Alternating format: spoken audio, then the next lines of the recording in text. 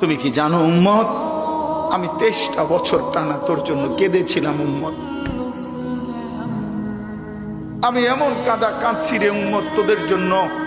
এশার নামাজের পরে দাঁড়াইছি, ফজরের আজান পর্যন্ত আমি আমার মালিকের কাছে তোদের জন্য, উম্মতের জন্য চোখের পানি ফেলে কাঁদছিলাম।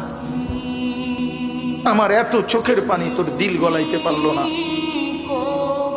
আমি তায়েফের পাথরের আঘাতে আমার পিঠটা চালনির মতো ছিদ্র ছিদ্র হয়ে গেছে রক্তে। আমি বুকে পেটে 2টা পাথর বাঁধছি ক্ষুধার কষ্টে। আমি উহুদের দান দান শহীদ করা রক্তে উহুদের ময়দানে পড়েছিলাম বেহুশ হয়ে।